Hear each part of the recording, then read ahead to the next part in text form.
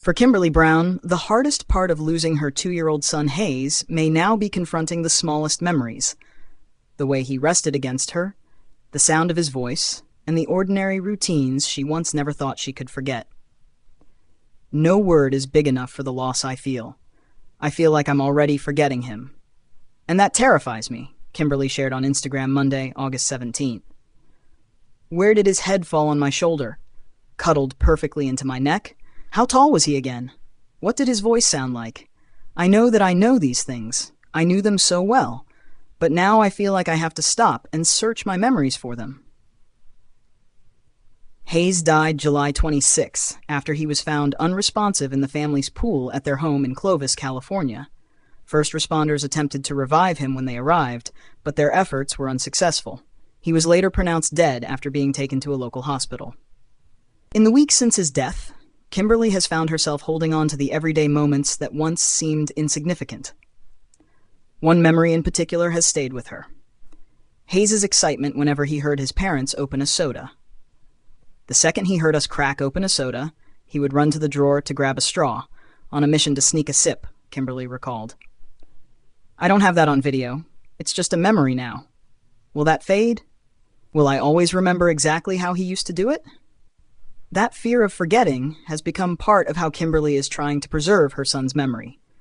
She said she has so many videos of Haze stored on her phone, and she now plans to use them to revisit his final year of life. I've decided I'm going to post on my Instagram stories whatever is on my phone from exactly 1 year ago on that day, she explained. I want to relive his last year. Every ordinary, beautiful, messy day that I never knew I would one day give anything to have back. For Kimberly, those ordinary days have taken on an entirely different meaning. She acknowledged that she has already fallen behind on the memories she wanted to revisit, because Haze had been gone for 22 days when she wrote her post. I have a little catching up to do because he's already been gone for 22 days. 22 days without my boy.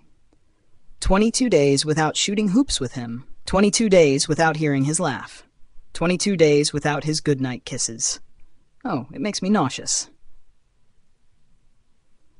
The loss has also left Kimberly surrounded by reminders of the little boy who was once part of her family's everyday life. She first spoke publicly about Haze's death on Saturday, August 15th, describing how painful it was to return to his room and see the belongings he left behind.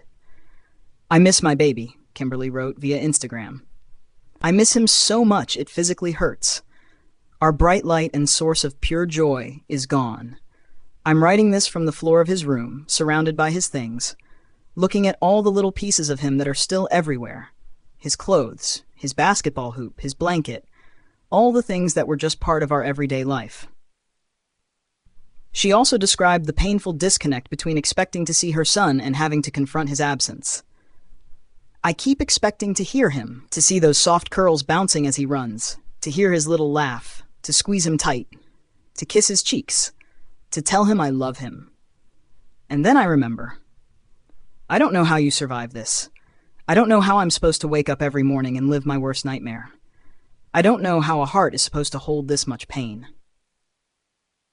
Kimberly and Curtis Brown, 42, are also parents to 13-year-old triplets Julie, Cruz, and Cash, as well as their 12-year-old son. Curtis played running back at BYU from 2002 to 2006 and finished his college career as the school's leading rusher.